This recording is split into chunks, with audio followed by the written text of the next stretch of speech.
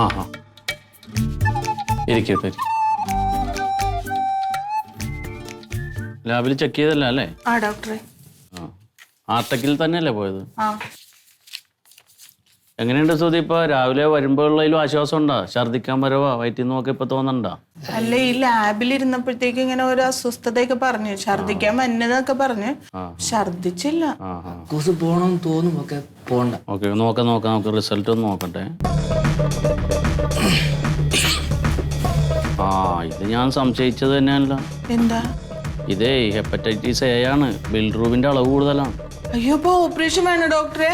ഇങ്ങനെ അച്ഛനില്ല, എന്റെ അമ്മായിച്ചൻ, പുള്ളിക്കും ഇതായിരുന്നു. എന്നിട്ട് ഓപ്പറേഷൻ ഒക്കെ ചെയ്ത് അങ്ങനെയല്ലേ പോയത് ആള്. അല്ല, അച്ഛൻ എന്തായിരുന്നു അസുഖം? ഇത് നീ പറഞ്ഞായിരുന്നു. ഇതിന് ഓപ്പറേഷന്റെ കാര്യമൊന്നുമില്ല. ഇത് നമ്മൾ മരുന്ന് കഴിച്ചിട്ട് റെസ്റ്റ് എടുത്തിട്ട് കുറെ കാര്യങ്ങളൊന്നും ശ്രദ്ധിച്ചാൽ നമുക്ക് മാറ്റാവുന്നതേ ഉള്ളൂ. ചൊറിച്ചിലുണ്ടാവും. അല്ല ഡോക്ടർ, ഇത് അപ്പൊ എന്താണ് ഇത് അസുഖം? എന്താണ് ഇത്? ഹെപ്പറ്റൈറ്റിസ് എ എന്ന് പറഞ്ഞാൽ മഞ്ഞപ്പിത്തത്തിന്റെ അസുഖമാണ്. മഞ്ഞപ്പിത്തം. ഇപ്പൊ നമുക്ക് സുധിക്ക് അളവ് കൂടുതലായിട്ടാണ് കാണുന്നത്. അതെ, നിങ്ങൾ ഈ പുറത്ത് പണിക്കൊക്കെ പോകുമ്പോ അവിടുന്ന് വെള്ളമൊക്കെ വാങ്ങി കുടിക്കാറുണ്ടോ? പുറത്തുനിന്ന് ഒരു സാധനം അങ്ങനെ കഴിക്കില്ല. അപ്പൊ വീട്ടിലെ വെള്ളത്തിൽ നിന്നായിരിക്കും. വീട്ടിൽ പൈപ്പ് വെള്ളമാണോ കിണർ വെള്ളമാണോ? കിണർ വെള്ളമാണോ? അത് തന്നെയാണ് ഞാനും കുടിക്കണേ. എനിക്ക് കുഴപ്പമൊന്നുമില്ലല്ലോ. അത് എല്ലാവർക്കും അങ്ങനെ വരണമെന്നില്ല. ലിവറൊക്കെ ഇത്തിരി വീക്കായിട്ടിരിക്കണവർക്ക് പെട്ടെന്ന് കയറി പിടിക്കും. അങ്ങനെയാണ്. വെള്ളം അടിക്കും. ഇടയ്ക്കൊക്കെ വെള്ളം കുടി. ഇനി വെള്ളം അടിക്കരുത് ഒട്ടും. പൂർണ്ണമായിട്ടും റെസ്റ്റ് എടുക്കണം കേട്ടാ.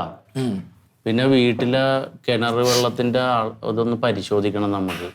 അത് മലിനമാണെങ്കിൽ നമുക്കതൊന്ന് ശുദ്ധീകരിക്കണം. അല്ല ഡോക്ടറെ, അത് ഞങ്ങൾ ഇങ്ങനെ തേകാറൊക്കെ ഉണ്ട്. ഇപ്പൊ നമ്മളല്ലേ അച്ഛനുള്ളപ്പോ തേകിയതല്ലേ? ഒരു 7 വർഷമൊക്കെ ഉണ്ടാവും. തേകി അച്ഛൻ മരിച്ചു പോയില്ലേ? അപ്പൊ 7 വർഷമൊക്കെ കഴിഞ്ഞ് ഒന്നും കൂടി പരിശോധിക്കണം. നമ്മൾ കുടിക്കണ വെള്ളമല്ലേ, അത് ലാബിൽ കൊടുത്തിട്ട് ആദ്യം ഒന്ന് പരിശോധിക്കും. അത് ശുദ്ധമാണെങ്കിൽ അത് തന്നെ ഉപയോഗിച്ചോ. അത് മലിനമാണെങ്കിൽ നമുക്കതൊന്ന് ശുദ്ധീകരിക്കണം. പിന്നെ തിളപ്പിച്ചാറ്റിയ വെള്ളം മാത്രമേ കുടിക്കാൻ പാടുള്ളൂ. അപ്പൊ ഈ വെള്ളം കൊണ്ടുപോയിട്ട് ടെസ്റ്റ് ചെയ്യണോ അല്ലേ? വെള്ളം പൂർണ്ണമായിട്ടും ടെസ്റ്റ് ചെയ്യണോ ആദ്യം തന്നെ. ഇപ്പൊ വന്നത് നമുക്ക് ട്രീറ്റ് ചെയ്യാം. പിന്നെ കൂടുതൽ ആളുകളിലേക്ക് പകരണ തടയാലോ നമുക്ക്. വെള്ളം മലിനമാണെങ്കിൽ വരാൻ സാധ്യത കൂടുതലാണ്. ഹലോ, കേൾക്കുന്നില്ല? പറ, ഉറക്കെ പറ. അതെ, ഗവൺമെന്റ് ജലപരിശോധന ലാബ് തന്നെയാണിത്. എന്താ വേണ്ടേ? പരിശോധന കൊടുത്തിട്ടുണ്ടാ? എത്ര നമ്പർ? 18-25 അല്ലേ? ഒരു മിനിറ്റ് സ്വരൂപേ, ആ 18-25 റിസൾട്ട് ആയിട്ടുണ്ടൊക്കെ നോക്കെ. ഹലോ, നിങ്ങൾ എപ്പാ കൊടുത്തത് ഇവിടെ വെള്ളം? അത് ശരി. 2 ദിവസം കഴിഞ്ഞിട്ട് വിളിക്കിട്ടാ? അത്ര വേഗം കിട്ടുവാ? 2 ദിവസം കഴിഞ്ഞിട്ട് വിളിക്കേ. എന്റെ പൊന്നു സാറേ, ഈ വിളിക്കുന്നവരോടൊക്കെ ഫോണിൽ ഇവിടെ നിന്ന് റിപ്പോർട്ട് കഴിഞ്ഞാൽ ഫോണിൽ മെസ്സേജ് വരുന്നങ്ങ് പറഞ്ഞാൽ പോരെ? അത് പറഞ്ഞാൽ അവർ വിളിക്കാണ്ടിരിക്കൂല. അവർ വിളിച്ചുകൊണ്ടിരിക്കും. കൊടുത്ത നേരം മുതൽ വിളിക്കാൻ തുടങ്ങും. അതൊന്നല്ല, അതിന് ഒരു ഇതെല്ലാം ഒരു ഇതാണ് ആളുകളുടെ. കൊടുത്തപാട് നിങ്ങൾ ആവുന്നില്ല ഇതാണ്. എന്നാ ഇവിടുത്തെ സത്യാവസ്ഥ അവിടെ ഇവിടെ ആവശ്യത്തിന് ഉദ്യോഗസ്ഥർ ഇല്ലാത്തോണ്ടല്ലേ?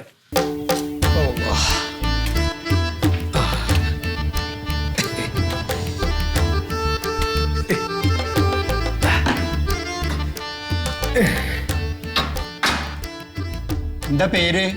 പേര് ദശമൂല കടത്ര എന്ന് അങ്ങോട്ട് എഴുതിയേക്കണ. അതിന്റെ മോൾ നീന്റെ പേരല്ല, നിങ്ങളുടെ പേര്? എന്റെ പേര് കോയാന്നാണ്. തലേക്കെട്ട് കോയാന്നാണ് നാട്ടുകാര് വിളിക്കലേ. അവർക്കൊരു രസമാണ് ഇപ്പൊ. ഇതിപ്പോ എന്താ വെച്ചാലേ, ഭാര്യ കഴിച്ചായിരുന്ന മരുന്നിന്റെ കുപ്പി. അപ്പൊ അതിൽ വെള്ളാക്കിട്ട് വന്നാണ്. ഇപ്പോ ഈ ഇതുണ്ടല്ലോ ഹോമിയോ മരുന്ന്, അതൊക്കെ കഴിച്ച് ആ കാര്യമൊന്നുമില്ല. പിന്നെ ഇപ്പൊ ഈ ആയുർവേദ മരുന്നൊക്കെ കഴിച്ച്. അപ്പൊ അലോപ്പതി കഴിക്കണായിട്ട് മുമ്പേ ഇങ്ങളിലൊന്ന് വന്ന് കാണാൻ വിചാരിച്ചു. അതപ്പൊ അങ്ങോട്ട് വന്നേ. ഇവിടെ ചികിത്സയില്ല, ഇവിടെ വെള്ളം പരിശോധിക്കുന്ന സ്ഥലമാണ്. അതന്നെ. അതെന്താ വെച്ചാ എന്റെ പെണ്ണൂരുത്തി ഇപ്പൊ പറഞ്ഞേ 2 ദിവസം മുമ്പ് വെള്ളത്തിന്, കിണറ്റിലെ വെള്ളത്തിന് വല്ലാത്തൊരു ദുർഗന്ധം. ഒരു മണം മരിക്കേ, ഒരു പൊട്ട മണം. അപ്പൊ അതെന്താന്നൊരു പിടുത്തല്ലോ. അപ്പൊ ഞാന് നമ്മുടെ ഒരു സിൽബന്തി ഉണ്ട് ഉസ്മാൻ എന്ന് പറഞ്ഞിട്ടേ, മൂപ്പരടുത്ത് ഞാൻ കൊണ്ടുപോയിട്ട് ഒരു ചരടൊക്കെ മന്ത്രിച്ചു ഒന്ന് കെട്ടി. കണ്ടറിഞ്ഞ കിണറിന് കിട്ടി ഇല്ല ഞാൻ മൂപ്പത്തിയാർക്കല്ലേ വയറിന് സുഖമില്ലാത്ത പെണ്ണൊരുത്തിക്കേ എന്നിട്ട് അവർക്ക് കിട്ടും. അപ്പൊ അതില് കാര്യം ഉണ്ടായില്ല. അപ്പൊ എന്താ വെച്ചാല് ഞാനിപ്പോ മൂപ്പര് കഴിച്ചായിരുന്ന മരുന്നാണ് ഇപ്പൊ ഇത്, ആ മരുന്നിന്റെ കുപ്പിയാ. അപ്പൊ അതില് ഞാൻ ഇത്തിരി വെള്ളം എടുത്തിട്ട് ഇങ്ങോട്ട് പോരെ ഇപ്പൊ ഇത് പരിശോധിക്കാൻ ഇവിടെ ഒന്ന് കൊണ്ടുവച്ചിട്ട്. ഇത് എപ്പം വെള്ളം എടുത്ത്? ഇത് കഴിഞ്ഞ ആഴ്ച എടുത്താണ്. പിന്നെ വരാൻ നേരം ഉണ്ടായില്ല, ഒരു കല്യാണത്തിനൊക്കെ പോകണ്ടേ. അങ്ങനെ പറ്റൂല. ഇത് ഈ വെള്ളം എടുത്ത് 6 മണിക്കൂറിനുള്ളിൽ ഇവിടെ എത്തണം. എന്താ 6 മണിക്കൂറിൽ എത്തിയില്ലെങ്കിൽ വെള്ളം മയ്യത്താകുമോ? അല്ല, ഈ വെള്ളത്തിന് ഒരു ചൂടുണ്ട്. അത് 6 മണിക്കൂറിനുള്ളിൽ എത്തിയാൽ ഇവിടെ അത് പരിശോധിക്കാൻ പറ്റുള്ളൂ. അങ്ങനെ ഉണ്ടോ? അങ്ങനെയുണ്ട്. ആഹാ, അത് ശരി. അതെന്തപ്പോ അങ്ങനെ? അത് അതിന് എന്നാലും അതിന്റെ നമ്മൾ അതിലെന്താ ദോഷം ഉണ്ടെന്ന് കണ്ടുപിടിക്കാൻ പറ്റുള്ളൂ.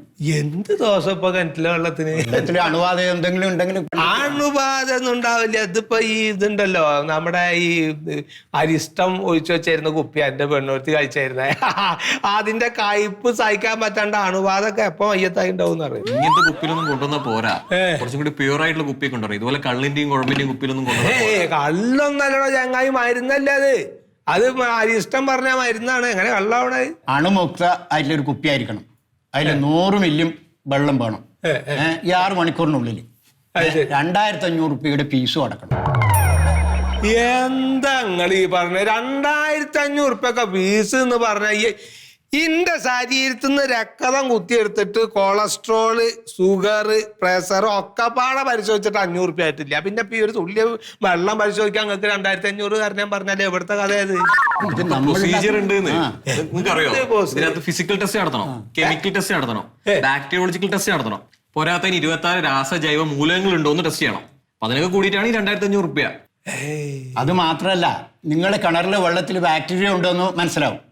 അതുപോലെ pHന്റെ കാഠിന്യം ഉണ്ടോന്നും അതും മനസ്സിലാവും.